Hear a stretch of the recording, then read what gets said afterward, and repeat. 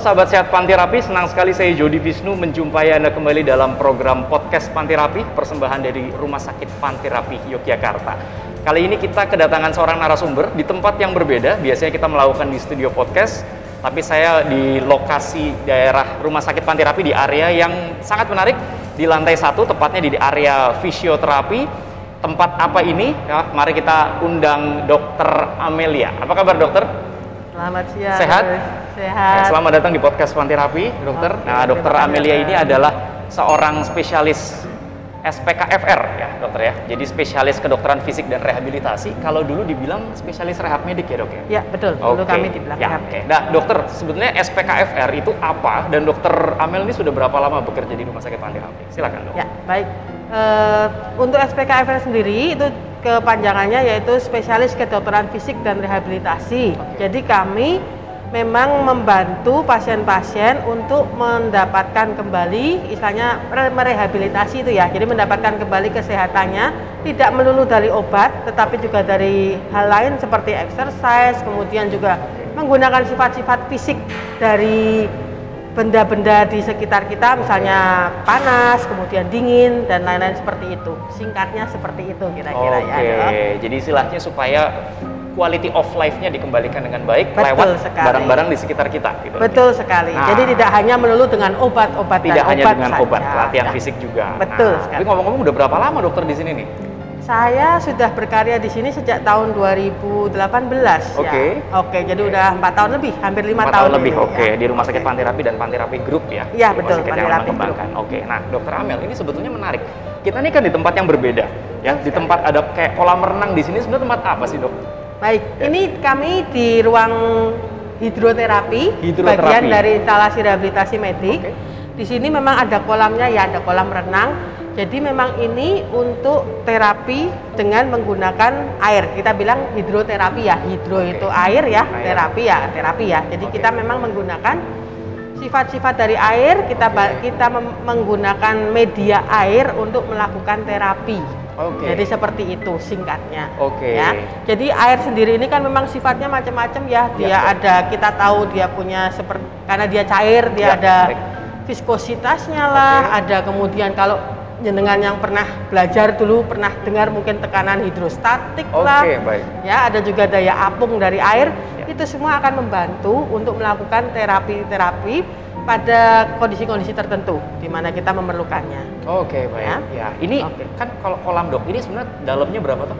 Kalau untuk kolam kita ini maksimal kedalamannya kalau diisi penuh sekitar 120 cm. 120 cm ya? Ya. Oke, jadi nggak terlalu dalam banget. Jadi Tidak, untuk sahabat tidak. sehat Panterapi yang mau Untuk- terapi, Ya, ya, betul. tidak perlu takut akan tenggelam Tidak ya? perlu takut Bahkan yang tenggelam. nggak bisa berenang sekalipun, Bisa kalau tidak takut air ya. Nah. Syaratnya dia tidak takut air. tidak boleh takut air dan Iya. tetap akan didampingi oleh timnya di sini. Akan didampingi oleh tim kami. Oke. Ya, Nah. jadi tidak dilepas seperti biasa. Betul, Jadi memang betul. ini berbeda ya dengan kalau kita berenang di kolam biasa ya. Oke. Jadi di sini kita memang untuk hidroterapi ini nanti satu pasien akan didampingi dengan satu terapis. Oke.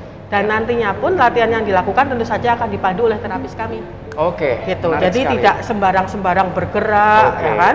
Oke. Jadinya Bukan kayak memang kolam ini- renang biasa, tapi Iya, memang untuk betul. pendampingan khusus untuk terapinya. Ada mereka, pendampingan khususnya Oh, nanti. oke. Kita Menarik. sesuaikan dengan kondisi kesehatan masing-masing Dok. pasien. Dengan kondisi. Oke, menarik dok. Nah, pertanyaan selanjutnya, ini kan di Rumah Sakit Panterapi ada kolam untuk hidroterapi.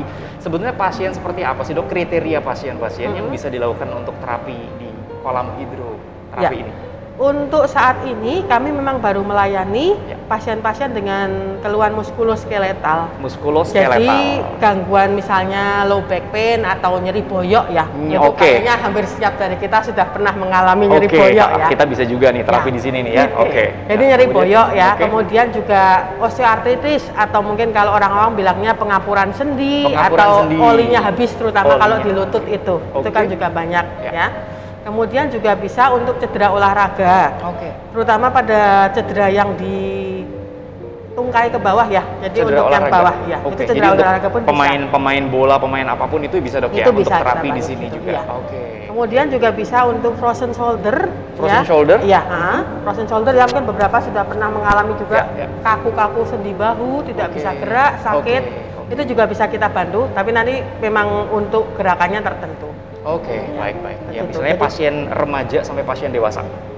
Bisa. Nah, kalau untuk saat ini memang baru pasien remaja sampai ya untuk usia tertentu bisa sih dengan ada persyaratan khusus nantinya.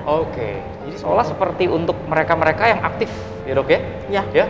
Frozen shoulder misalnya mereka aktivitas di kantor, kerja laptop dan sebagainya pasti rasa nggak nyaman gitu kan? Pasien yang suka berolahraga, lari, sekarang kan lagi rame dok untuk goes misalnya ya, kemudian untuk lari dan sebagainya yang rasa nggak nyaman mereka bisa dilakukan juga terapi di hidroterapi gitu dok ya? Persiapannya sebetulnya apa sih dok untuk mereka-mereka yang mau dilakukan terapi di hidroterapi ini? Persiapan dari awal mereka ini apa? Baik, yang pertama memang menyiapkan diri dulu ya, yang pasti jangan takut air dulu. Ya, itu yang pertama. Kemudian memang kita untuk sebelum akhirnya betul-betul bisa menjalani terapi ini, memang ada screening khususnya dulu. Screening khususnya gimana dok? Jadi akan lebih bagus memang kita konsultasi dulu, ya, entah baik ke dokter rehab medik misalnya, atau juga mungkin nanti misalnya dengan fisioterapis juga. Sebenarnya kita bisa nggak apa yang kita rasakan itu bisa nggak terapi di hidroterapi ini? Kemudian bila bisa, ada beberapa persyaratan lagi. Nanti akan dilihat apakah ada gangguan jantung selama ini. Kemudian apakah ada gangguan pernafasan, terutama kalau yang orang dengan asma, yang mungkin kalau di ini kan karena hidroterapi memang udara hawanya agak lembab, ya karena ada penguapan air ini. Sebelum saya lupa, ini air kita hangat ya, jadi hangat, tidak seperti jadi begitu masuk nantinya akan tidak kaget karena seringkali kalau pasien di kolam renang kaget dengan karena airnya dingin. Ini airnya hangat. Ya, jadi sesuai dengan suhu tubuh kita. Suhu tubuh. Jadi begitu. Jadi memang karena ini ada hangat, jadi memang otomatis kelembapan di sini memang lebih. Jadi memang untuk pasien-pasien dengan kondisi asma atau kondisi pernafasan yang lain memang tidak disarankan dulu. Kemudian juga untuk pasien-pasien dengan mobilitas terbatas, jadi misalnya pakai tongkat atau bahkan pakai kursi roda, untuk sementara kita memang belum bisa menerima, mohon maaf. Ya, karena memang masih belum siap untuk itu. Kemudian juga untuk pasien-pasien dengan epilepsi ya, mungkin itu juga tidak ini karena takut merangsang timbulnya nanti. Untuk pasien-pasien yang dengan misalnya ada nuwun sewu jadi inkontinensi itu jadi seperti misalnya ngompol tidak bisa menahan pipisnya ya, tidak bisa menahan ditahan. pipis atau buang air besar juga tidak bisa menahan itu nuwun sewu belum bisa juga. Karena terkait nanti kebersihan dan juga kenyamanan kita bersama.